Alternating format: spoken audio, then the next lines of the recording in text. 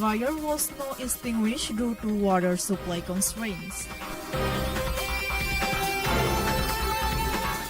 PSDKP arrests 5 suspected using drug for fish in Pasangkayu Regency.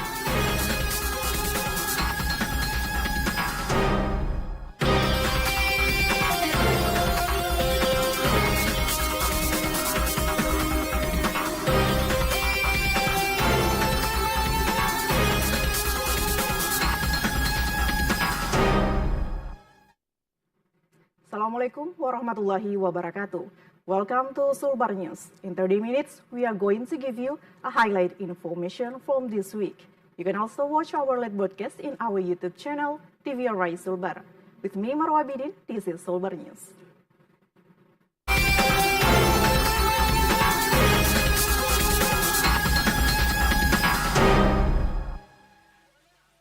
The 7th day of the significant fire that hit Moluku TPA, officers from the integrated team of the Environmental and Cleaning Service of Majene Regency, along with firefighters, military, police, and KLHK Manggala Agni, is still trying to extinguish the fire, but they are constrained by the water supply.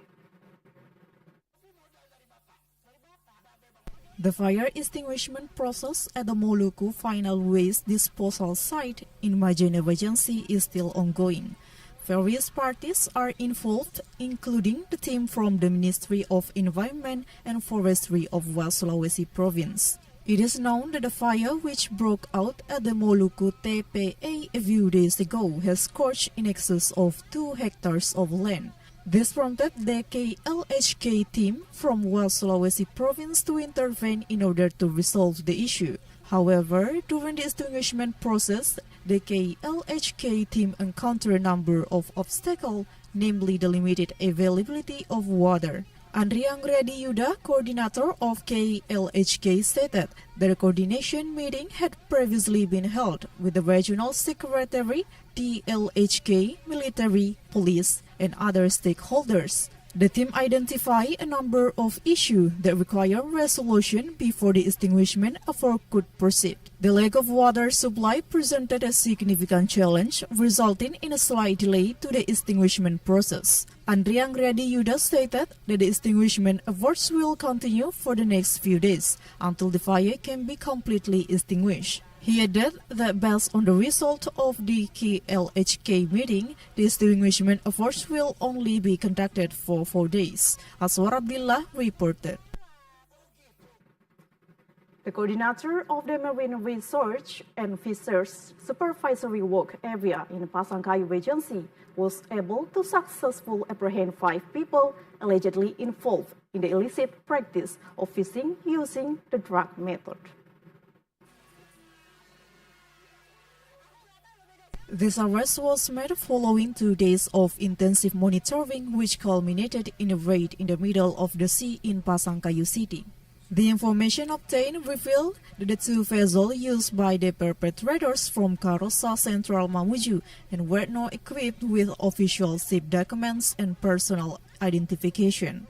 The total catch amounted to approximately 75 kilograms of fish. It is alleged that the fish were caught using anesthesia as evidenced by the characteristic of the slimy fish and the fish eyes indicating the use of anesthesia. Furthermore, a compressor was also discovered on the vessel used in the illicit activities. This operation is a joint effort between PSDKP work team and the Water and Air Police as well as the Navy. This collaboration demonstrates a unified approach to enforcing regulations against fishing practices that are detrimental to the marine ecosystem. Alamsyah said that the fish samples that were successfully secured are scheduled for laboratory testing to prove the catching method used. The perpetrators and evidence have been secured for further investigations. Following this arrest, it is hoped that the public will become more aware of the importance of protecting the marine ecosystem and using environmentally friendly catching methods. Darmawan reported. The issue of waste management in Polewali Mandar District, West Sulawesi, remains unresolved. Consequently, piles of garbage in several locations within Polewali City emitting bad odor. The piles of garbage in several locations across Polowali City, Polowali Bandar district. The garbage has begun to emit a foul odor and is now scattered across the roadways. The garbage is primarily composed of plastic bags that have emitted a malodorous substance while passing through this area. It is alleged that the waste is discarded by members of the local community and also by road users passing through the area. Despite the prohibition on discarding waste, the community hasn't heeded this advice, citing a lack of alternatives. One of the residents expressed concern that the piles of garbage on the street is a significant source of disruption, particularly due to the unpleasant odor. The government is expected to provide an immediate solution to the garbage problem in Polowali Bandar, as the current situation is causing significant distress due to the unbearable odor. Jalal Kalaki reported.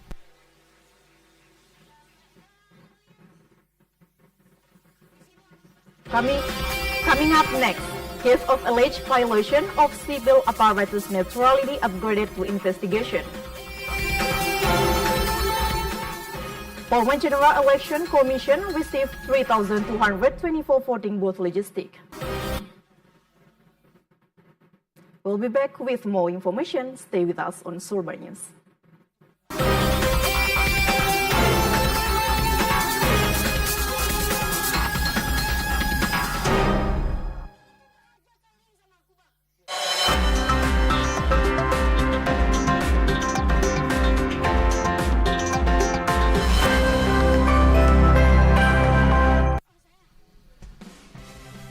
Daftar pasangan calon pemilihan Bupati dan Wakil Bupati Kabupaten Mamuju Tengah, Provinsi Sulawesi Barat tahun 2024.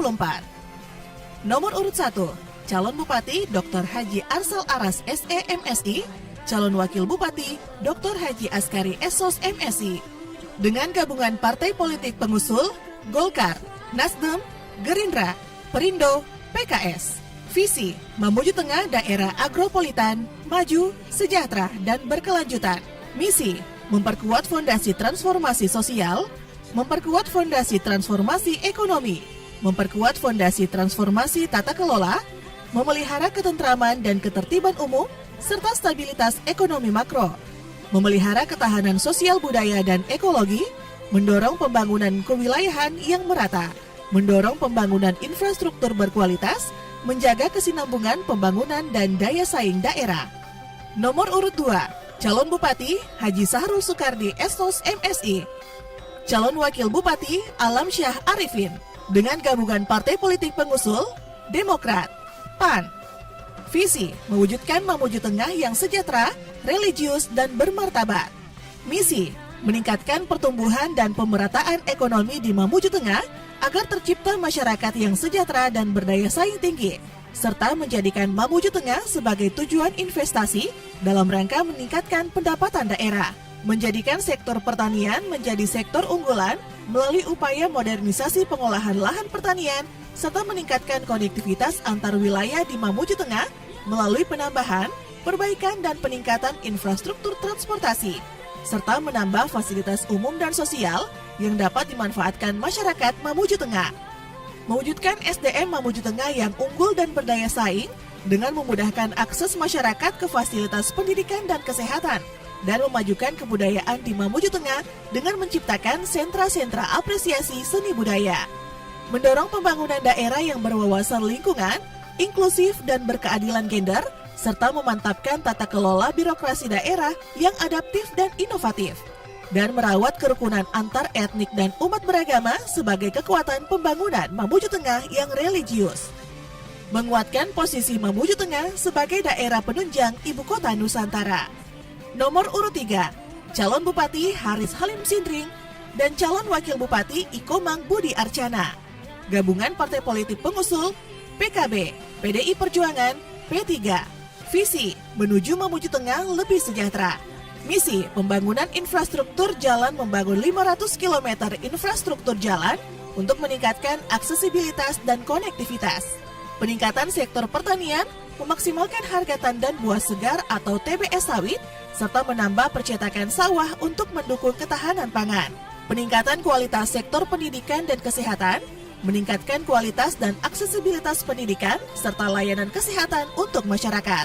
Peningkatan sektor keagamaan, membangun semangat toleransi antar umat beragama untuk meningkatkan kerukunan dan saling pengertian. Peningkatan kualitas SDM aparatur sipil negara, meningkatkan kompetensi dan kualitas sumber daya manusia di kalangan aparatur sipil negara. Menjaga lingkungan tetap hijau, memelihara sumber daya air dari hulu, pinggir sungai, dan pantai. Peningkatan jangkauan layanan internet, memperluas layanan akses internet untuk mendukung pendidikan, ekonomi, dan komunikasi masyarakat.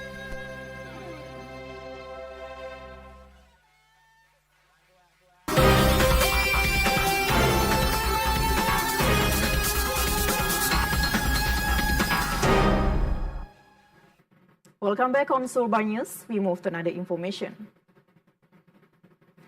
The case of alleged violation of the neutrality of the state civil apparatus, the head of the Rangga Community Health Center, Hamza, has been investigated and is now being handled by the Criminal Investigation Department of the Mamuju Police Regency.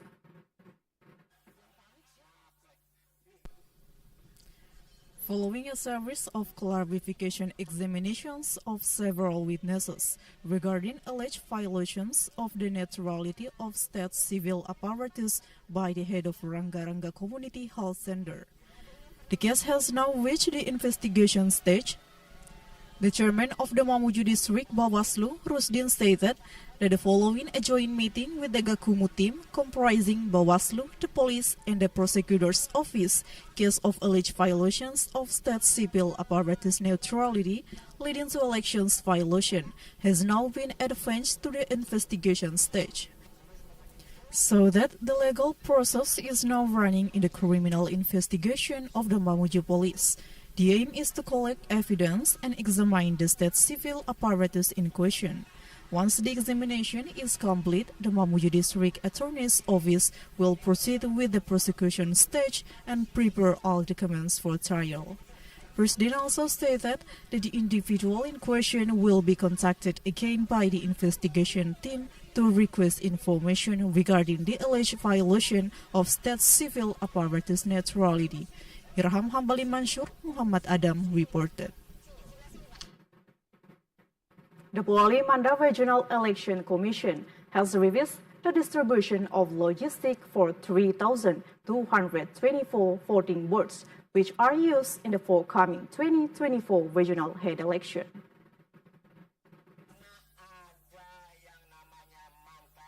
The General Election Commission of Pulau Manda Regency Sulawesi received 3,224 voting boards for the regional head election logistic, which were sent via container car. The voting board logistic were stored in the General Election Commission warehouse in Todilaling, Pekabata Village, Pulau Manda Regency. The warehouse was directly supervised by Bawaslu and closely guarded by police officers. To guarantee the accuracy and completeness of the document, the logistic team of the Pulau Manda General Election Commission conducted a physical inspection of the unloaded logistic. The chairman of the Pulau Manda Regency General Election Commission, Nurjana Wari, stated that the voting boards will subsequently be distributed to 806 polling stations across 6 districts. Each polling station will receive 4 voting boards for use during the voting on 27 November 2024. Furthermore, the chairman of the Pulau Manda General Election Commission stated the CCTV surveillance cameras have been installed in the logistic warehouse. This is to ensure the security of the voting boards. Jalal Kalaki reported. The purchase of subsidized fuel, whether diesel oil or pertalite, at a gas station in central Mamuju Regency, Sulawesi, is currently implemented a barcode system. The central government through Pertamina has implemented a subsidy program for fuel, including diesel, oil, and pertalite, using barcode for all vehicles, both 2- and 4-wheeled. Irvan, the Pertamina Pulau representative, stated that the 2 Pertamina locations in central Mamuju have implemented the barcode system gas station 08 and 04. One barcode is valid for 4-wheel vehicles up to 120 liters per day, while for two-wheel vehicles it is valid for up to 7 liters. It is hoped that the public will be aware of this condition, given the amount of subsidized fuel that is not targeted. The new regulations introduced by the government, it is hoped that the vehicles receiving fuel subsidies will be targeted in order to ensure that the allocated fuel is distributed directly to the local community. Dedi reported. Coming up next, Acting Region of Mamuju monitors food prices. Extreme poverty in Majene reaches 5,000 people.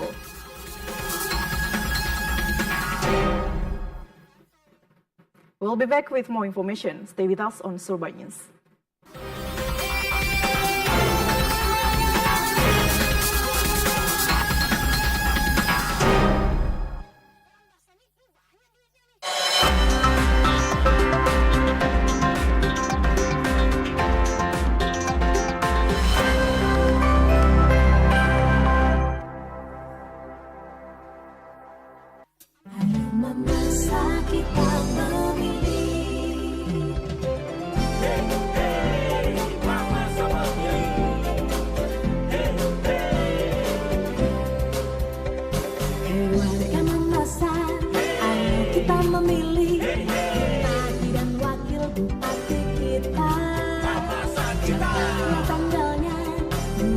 November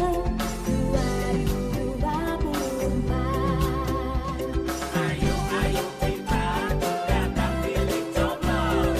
Warga bermasa, ayo kita memilih.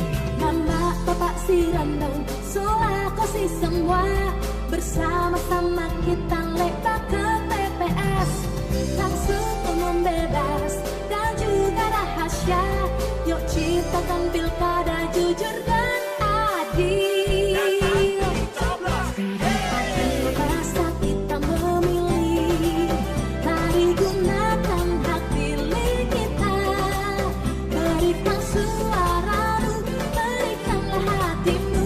Asal kada di Papua Pantan, kada di Ombate. Bersama KPU kita jaga pilkada lancar, damai, aman, bermartabat. Kesusahan pilkada bangsa kita. Semua kita memilih. Ingat-ingat kita jangan golput. Pilkada sebagai sarana integrasi. Ayo kita sukseskan. Memilih pemimpin yang amanah, adil, inovatif, berkualitas. Suara kita menentukan memesan.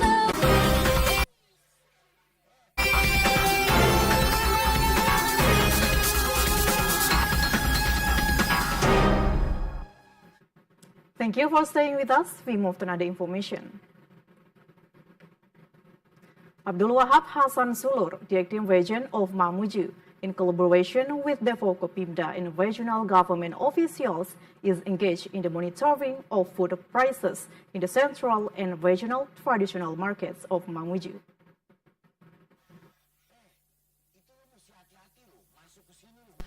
Abdul Wahab Hassan Sulur, the acting region of Mamuju, in collaboration with the Forkopimda of Mamuju Regency and the Sulawesi Food Security Service, conducted a price monitoring in Mamuju central and regional markets. During the monitoring, food prices were observed to be within normal range, including tomato price at 5,000 rupiah per kilogram, shallots at 30,000 rupiah per kilogram, the price of red chili 30,000 rupiah per kilogram, curry chili 30,000 rupiah per kilogram. Meanwhile, the price of chicken is also monitored at a normal price at 25,000 rupiah per kilogram, or approximately 70,000 rupiah per head, with a large size. The acting governor of Mamuju, Abdul Wahab Hassan Sulur, has stated The Mamuju regional government will continue to work with Bank Indonesia to maintain price stability for staple food, although the need for staple food comes from Envekan district and the stock is still considered stable with a smooth distribution process and the opening and closing of the Trans-Sulawesi Road in Takandeang village proceeding smoothly. Meanwhile, Abdul Waris Bestari, the head of the West Sulawesi Food Security Department, stated the food prices are currently monitored. Food prices are currently monitored normally. There is no significant price increase fluctuation, even though recently there were religious holidays, Maulid Prophet Muhammad. Abdul Waris Bestari also stated that the government program to stabilize food prices will continue to be implemented in order to meet the needs of the community and anticipate the inflation spike. Irham Hambali Mansur, Muhammad Adam reported. The Central Statistic Agency of Majene Regency has recorded an extreme poverty level of 287%, equivalent to 5,400 individuals within the region. This data is based on the Central Statistic Agency, which were released 2023. The Central Statistic Agency of Majene Regency has recorded the level of extreme poverty in Majene Regency at 2.87%, equivalent to 5,400 people. This is based on the latest data from the Central Statistic Agency, which was released in 2022. The head of the Central Statistic Agency of Majene Regency, Ahmad Gunawan, stated that according to the latest data from 2022, the number of people living in extreme poverty in Majene is at the latest data indicates that the percentage of the population living in extreme poverty is 2.87%. However, the data for 2023 to 2024 is not yet available. The most recent data show that the number of people affected is 5.4 thousand people. He added that extreme poverty is defined as a condition of inability to fulfill basic needs, namely food, clean water, proper sanitation, health, shelter, education, and access to information on income and social services. He stated that an individual can be classified as living in extreme poverty if the cost of their daily necessities falls below the extreme poverty line, which is 10,000 rupiah per day, or 322,000 rupiah per month. Ahmad Gunawan added that the term of extreme poverty is used to describe individuals within the broader poor population. These individuals are classified as extreme poor due to their inability to meet the national poverty line. Azwar Abdillah reported. Adolfina Julius Thomas, the head of the Nosu District Community Health Center in Mamasa Regency, West Sulawesi, was awarded by the Ministry of Health of the Republic of Indonesia as one of the 2024 exemplary health workers at the 20th national level in the category of remote border and island. Adolfina Julius Thomas, the head of the Nosu Community Health Center, expressed pride and surprise at being selected as an exemplary midwife in the DTPK category. From more than 2,000 participants who were selected, she could qualify for the Exemplary Health Worker Award in 2024. Adolfina has been employed at the Nosu Community Health Center for 15 years. In her professional journey as a midwife, she seized the opportunity to receive an award from the Ministry of Health of the Republic of Indonesia. She hopes that the government will be able to equalize human research in remote areas and complete the necessary infrastructure, including the provision of ambulances. Furthermore, he requests improvement in human research through education and training as well as employee reception. It is crucial to provide effective supervision for health workers who have made significant contributions to the DPPK, such as those at the Nosu district. She also said regional government expressed gratitude to health workers for enhancing the reputation of Mamasa district. This recognition is intended to motivate health workers to maintain and further improve their performance. Rizaldi Savitri reported. The Central Statistic Agency of West Sulawesi Province is engaged in outbound activities in the office yard. This activity part of series of commemorations held on National Statistic Day in 2024 and also serve to bring together all employees of the Central Statistic Agency of West Sulawesi. All employees of the Central Statistic Agency of West Sulawesi are participated in outbound activities which held at the office of the Central Statistic Agency of West Sulawesi in Mamuju. Tina Wahyu Fitri, the head of the Central Statistic Agency of West Sulawesi Province. This activity is a part of series of commemorative events. The event is also intended to foster togetherness and family spirit among all employees of the Central Statistic Agency of West Sulawesi Province. Siaran that this year's National Statistic Day commemoration will focus on the theme of quality statistic for a golden Indonesia. It is anticipated the development in West Sulawesi Province will be more advanced. The Central Statistic Agency of West Sulawesi also makes statistical information available to all stakeholders upon request. He also extends his gratitude to the acting governor of West Sulawesi and all stakeholders for their invaluable support in facilitating the statistical activities of the Central Statistic Agency of West Sulawesi.